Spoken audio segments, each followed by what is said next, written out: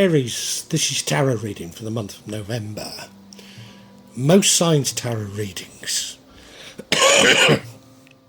appear to be about finances, and I'm sure yours is. That central card, the overall energy, is you being careful with money. I normally call it a miserly energy, but I'm not certain I should in these circumstances.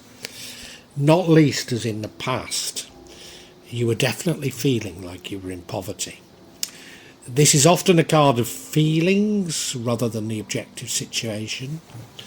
But nevertheless, I think I need to take notice of it, which is why I'm not being so hard on this card of being careful with money, or this energy of being careful with money. You've got important decisions to make. Are these decisions about money? I think they are. I think they're decisions about your very attitude and relationship with money.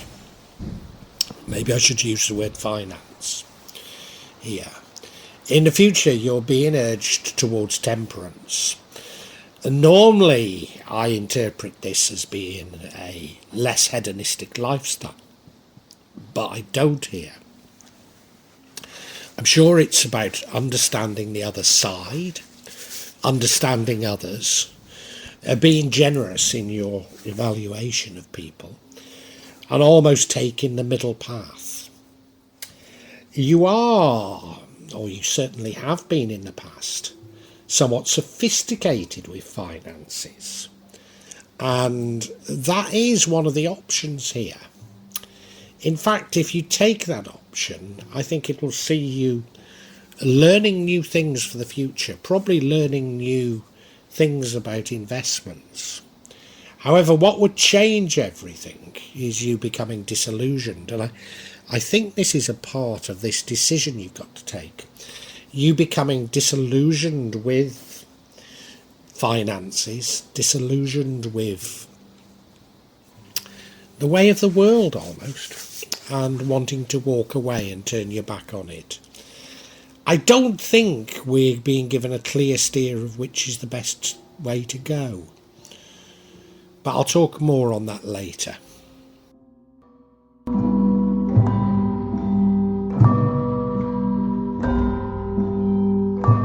Now, the overall energy is that of being careful with money. And I'm sure that's advice from the universe. So I think you do need to be a little bit careful with money. Normally I interpret this as you being miserly. But I actually think that this is good advice. We live in such uncertain times, particularly in terms of, and I keep using the word money, and you know, with CBCs, are we still even going to have anything that most of us would be able to describe as money? You know, God knows. Well, of course, there'll be some sort of disaster, and they'll try and convince us that it's much more convenient to log on and have digital IDs and keep it on our phones, you know. But how many of us really find the world is easier with our mobile phones and what have you? You know, you can't go on holiday without your mobile phone now, can you? You know, and that used to be the joy of going on holiday, not having to take your mobile phone with you. Yeah, I don't think anything's got easier, and I certainly don't see this as easier. And, you know, they'll say, well, it's much more convenient to have it on your phone. And is it hell? You know, and it's much safer. Well, you know, your phone could be stolen, can't it, you know? No, it's not easier, is it? Yeah, what happens when your battery goes dead? What happens when your phone goes wrong, you know? It's not easier. They're making it, everything is becoming much more complicated, much more difficult, isn't it? And I think that's what's behind not only your reading, but everybody's reading this month.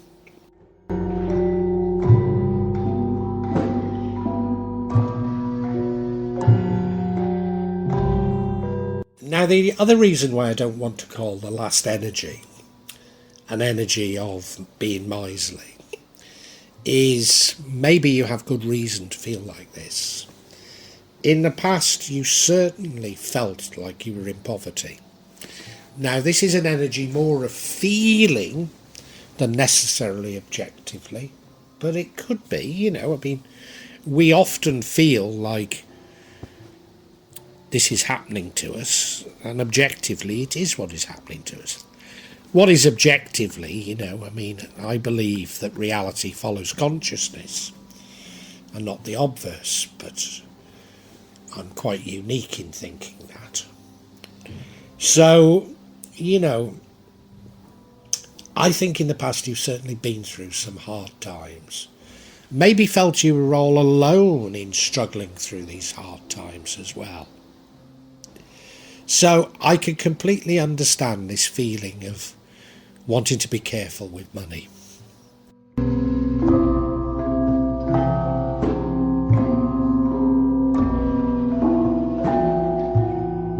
Now you have an important decision to make, a very major decision. It's going to impact on the rest of your life probably. And I think it's a decision that is bound up in this sort of concept of money, or what is money. I mean, whilst I might be totally against CDCs, not least as far as I'm concerned as a Muslim, they're absolutely haram. We've been warned about this in Al-Quran. We've been warned by Allah against this sort of thing. But that aside, I mean, fiat currency probably is nearly as bad, but this is a step too far. But the other thing is, the potential to control our consumption, to control what we do, I think is horrifying. It's a bit like the truck shops that were around in the Industrial Revolution. That not only were workers underpaid, but they had to spend what they were given in company-owned shops. They were given tokens where the cost of goods were much higher. So in other words, they were shafted from two angles. And it seems to me that's exactly what CDCs could be heading for. And, I mean, I think a similar thing happened in Roman times, and people simply stopped working. They stopped working for others and started growing their own food and doing their own thing. And I can see that happening. And I think this is what's going through your mind at this very moment in time.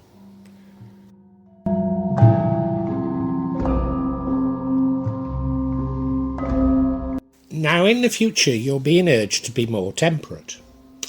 Now, I normally see this as avoiding hedonism. And of course, if you are being urged to save money, well, that would make sense, wouldn't it? Less hedonistic lifestyle, you'd probably save a lot of money.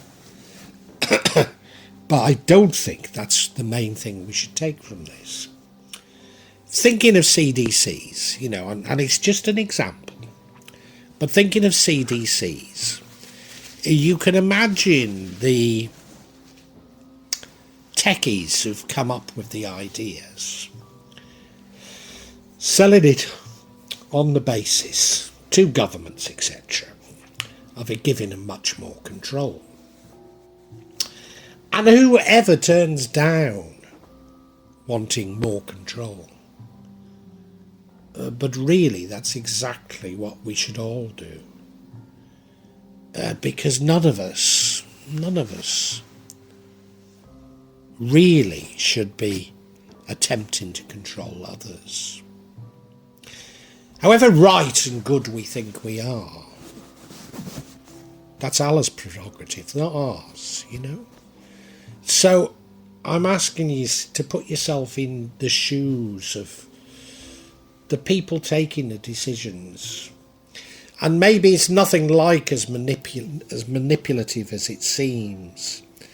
It was probably a throwaway sort of sales benefit that if you do this, you can achieve this. And, who turns down being offered a chance of more control? So I think you're just being urged to see the other point of view, take the middle ground on it, don't be bitter.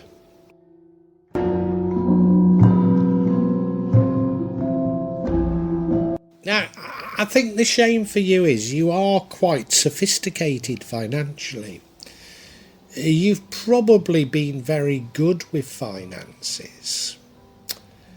Know what you're doing with money. And, there's the temptation to try and do something now. And I'm not certain that you shouldn't take that temptation, but I am certain that you're divided on this. You are quite sophisticated, and if you can see your way through it, maybe you'll do all right. I mean, I couldn't advise you what path to follow, I really couldn't. Personally, I think all markets are rigged. So I couldn't say invest in this, invest in that. I really couldn't. But maybe you know more than me, or at least you think you do, So I'm not advising you against it.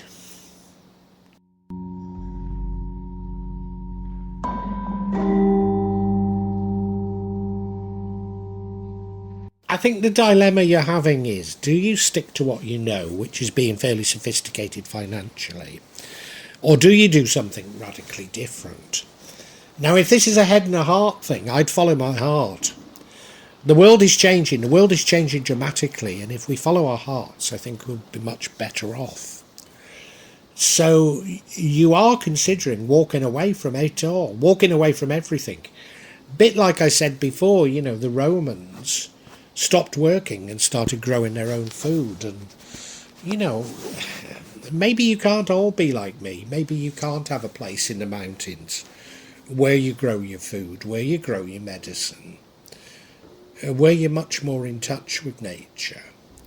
And I don't have much there, I don't have a driver's license, so, I can't, I have to walk everywhere, I mean, sometimes we hire a taxi, or it's a car, it's not a taxi, but sometimes we hire a car and a driver to take us to places, but not often. Every 5 days I walk down the mountain and back up to the market and what have you, and we get stuff delivered to us, But I'm very happy there. Very happy there. Now, maybe we can't all do that, but a good many of us can, can't we? And I think this is exactly the sort of thing you're considering. And it would be a radically different outcome for you.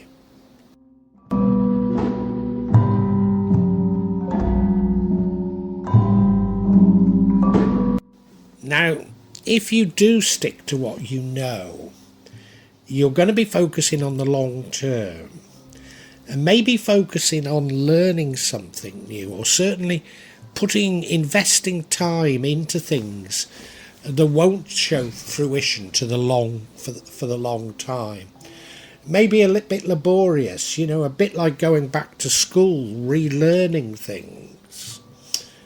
But it will prove to be the right thing in the end, which is why I'm not necessarily saying that you must do what I've done and turn your back on the world. And I've got to say, I didn't do it consciously. It was sort of foisted upon me. I didn't consciously drop out. It just happened, But I'm very happy having dropped out. And so I'm not putting a value judgment on this. All I can tell you is that the world is changing dramatically, and maybe you need to change with it. But is dropping out changing so much as just rejecting? And I can't answer that. I think this is the unresolved dilemma that we saw earlier on. You have a decision to make, and it's up to you which way you take it. I'm only telling you energies that you're going to feel during this month of November.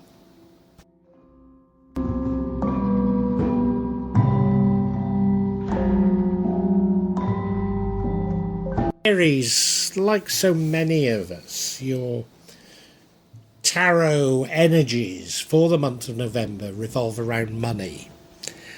I suspect in the past you have felt you've been in poverty, and as a result you're now holding tight to your money. I don't want to call it miserly because I think it's an appropriate response to what's happened. I think you probably have lost money and you've got an important decision to make. And I think that decision revolves around, do you keep on with your life as how it's been? To call it the rat race might be putting it too strongly, but let's call it the rat race for now. Or do you completely walk away from it? Do you start a new life like me up a mountain, growing your own vegetables and medicines? And it's a major decision. It's going to really impact on your life. I think you have in the past been fairly sophisticated financially. Perhaps that's why you can't understand you're now in this position. Do you go back to what you understand, being sophisticated? You know you'll have to adapt, maybe learn new things, learn new tricks, but it'd be a lot easier, wouldn't it, than buying a plot of land up a mountain and growing vegetables, which you've never done in your life. But you are considering it. You really are. And I have to say, it's not something I've ever done, and it was foisted upon me. It wasn't a decision I took, but I do rather love my garden now. I do rather love what I grow in my garden as well, particularly my passion fruit. So there are benefits to it. There are benefits to it. I don't think I can tell you which way to go. What I can say is the world is changing, and you need to make radical changes in yourself with it. So am I favouring you walking away? Well, maybe walking away is a cop-out, maybe that isn't taking a decision at all. I really can't advise you on this. What I can say is that, if you choose the former, that is to continue your life as it has been, being sophisticated financially, what I'd ask you to do is be understanding and forgiving of others that you may feel have wronged you. Be compassionate, be understanding, take the middle ground.